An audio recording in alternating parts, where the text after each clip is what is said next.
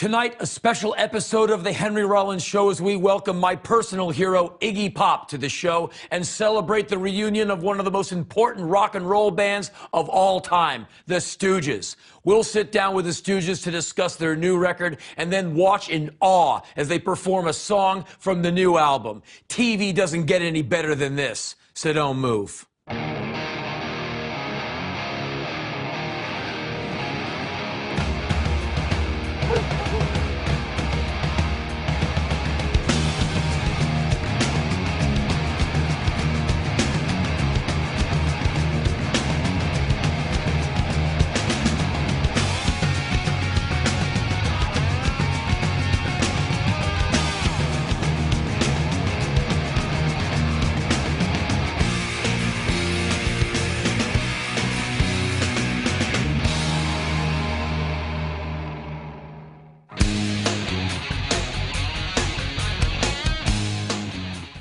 I have come to the conclusion that no president will ever rock my world like Ozzy Osbourne does. Iggy Pop fucking rules and the Ramones saved rock and roll. No president will ever fill me with that kind of admiration, awe, or respect.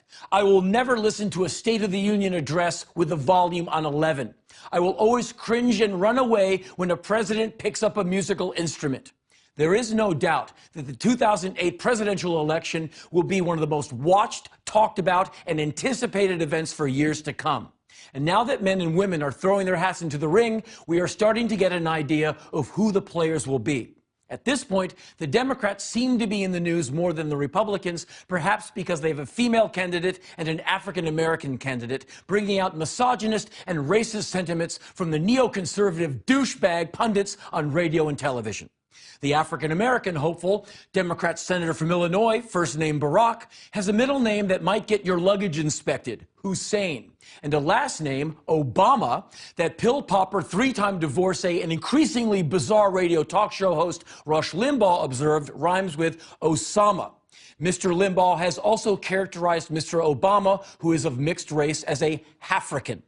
Hillary Rodham Clinton draws extreme reactions wherever she goes, but it's Barack Obama who's been called a rock star by the press and seems to have a genuine grassroots fan base, but he is not a rock star. North Carolina Democrat and presidential hopeful John Edwards is intelligent, well-spoken, and has many fans, but is not a rock star. The Republican senator from Arizona, John McCain, a longtime politician and Vietnam War veteran, is in the race for sure and is definitely not a rock star. This far out from the elections, it might be a waste of time to speculate on who will run, but we know that the invasion and occupation of Iraq will certainly be a topic, if not the topic, dominating the election. I'm hoping for someone who will bring change and prosperity to America, but I don't have my hopes up. We should certainly have hopes, as well as a whole lot of reasonable demands. But you must remember, these people are politicians and will say damn near anything to get you to drive off the lot with that used car, if you know what I mean. We should hold all politicians to a very high degree of scrutiny and suspicion, but no, they are not rock stars. They will never be rock stars. There's never been a president like Mick Jagger or Jimi Hendrix, so cut it out.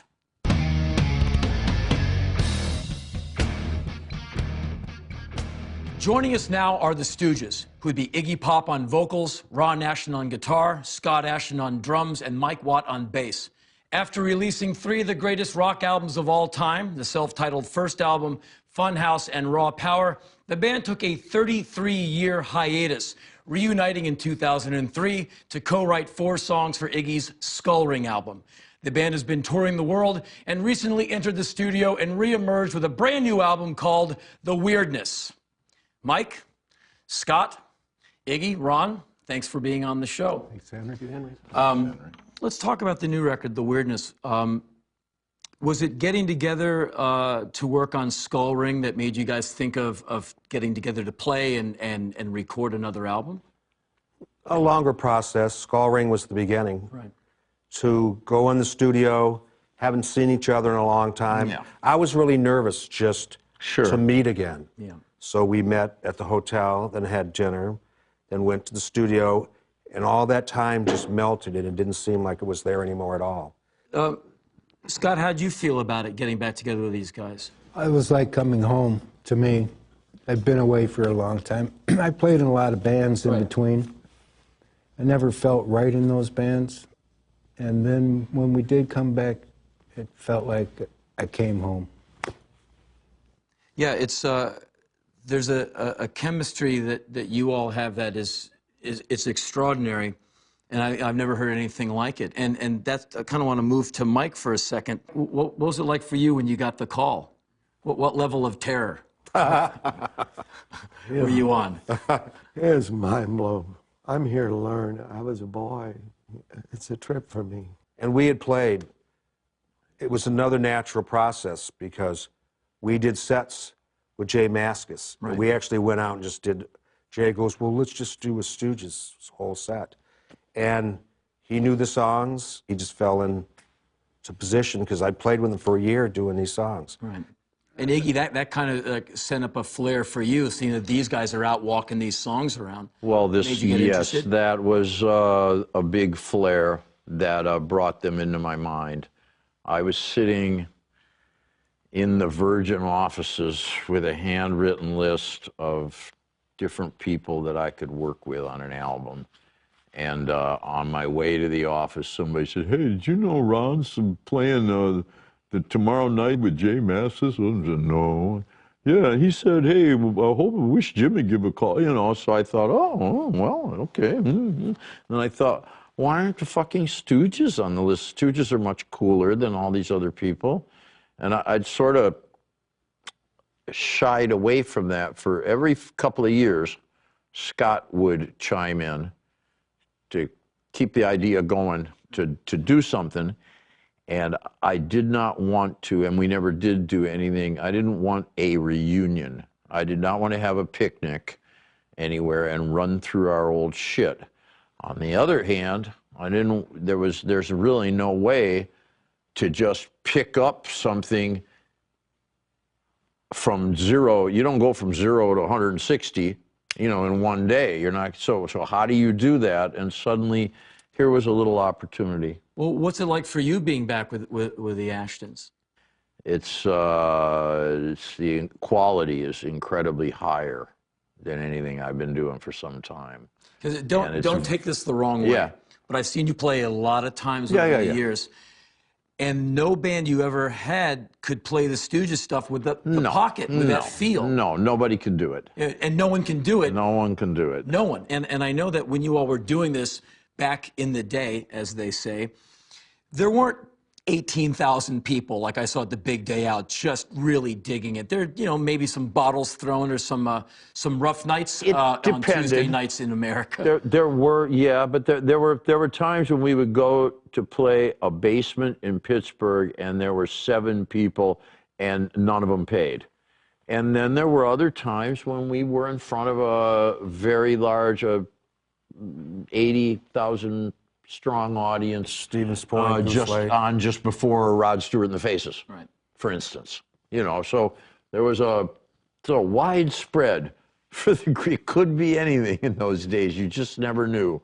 The group itself really never had a draw outside southern Michigan. Right. As soon as we got outside southern Michigan, our own particular show, doing our own thing, which so often end up to be, my God, we cleared, we played the Whiskey A Go-Go right after Funhouse. There were 6 or 7 little girls in these weird bell-bottom outfits, and we cleared the dance floor in one song, you know, and then there were booths in the back where the Warhol people, who were staying in the same hotel as we, were watching us, and we cleared them out of the club in the 3rd song. When I started pouring candle wax on my chest, and they got the hell out of there. When you dance on their table with drinks. Yeah, when I dance on their table with drinks. Well, you know, they need, you know, a little something going on in their lives. The Stooges formed during the Vietnam War, when America was writing one of its more turbulent chapters of its history. Did that conflict have any effect on the band's music at all? Yeah, especially the words. Search and Destroy was a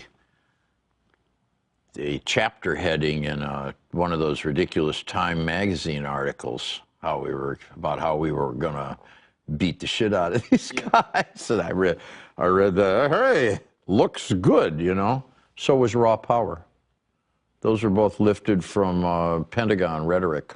It was interesting times, and there just was a powerful vibe, and it was us against them. And in a way, that was a kind of tribal thing that made it unique and interesting, and that helped with making some music. Sure. But for me, it was just the love of playing and music. Interesting times. Yeah, and, You know. it seems that that war very much polarized a certain demographic. There's a bunch of young people rejecting that war, rejecting the administration, and coming back with art, with music, with protest. Well, it's like Ali said at the time. He said, "I don't got no quarrel with them Viet Congs. They know what did they do to me." You know, it's really a long reach to tell some kid who's been kind of skipping school for the last 3 years of high school that it's really, really important and right to focus the next step in your about to be adult life, to go 5,000 miles away and redo a high school in a rice paddy with a gun, you know. So I don't know. The interesting part was you had to get out of the draft to be a musician. I would say for us it was kind of like an Aboriginal rite of passage. That was the thing you had to do. We had to go through a gauntlet of guys that had physiques like yours, and uniforms and narrow minds, and convince them that we really shouldn't go. You know. 4F. Yeah. 1Y. 1Y. Yeah. You know, it wasn't easy. But We fought the war at home. It was never a thing. It wasn't a thing about, I was never scared about getting shot or anything. To me, it was just, I knew once they get me, I'm back in high school. And I'll fall behind, and I'll be out of the scene, and I'll never make it as a musician. Plus, we had a band. Yeah, we had a band We didn't going. want to go to war. Yeah. We had a band. But there was just this general atmosphere of distraction at the time. Distraction.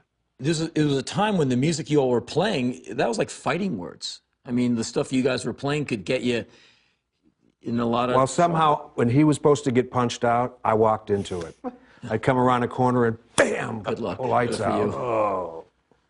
Oh, well, yeah, I always wondered about that. Those were such crazy times. I was a very small person, and I lived in Washington, D.C. But I watched the city burn. I watched people rolling cars. I remember the mace canister bouncing off my mom's VW. It was some pretty heavy stuff. I was in first grade, but I knew enough to know that it was a really heavy time, and you guys were right in that. When they burned down Detroit, after things cooled off, we didn't have any money for a band house. I went to Detroit, I borrowed a shovel from the MC5, and I took some mescaline, and I went to a burn. Do you remember this? Yeah, yeah. I called up Ron, and I said, I've got a house for us, a band house, free. I'm going to dig out. They had no roof. They thought I was crazy, but I wanted something, you know, and I tried to dig. I spent about 10 hours till I came down just trying to dig soot out of this burned out house on Woodward. There was no electricity. And I saw an opportunity. That didn't quite pan out, but that's sort of an attitude. You can't stop a guy like that, you know?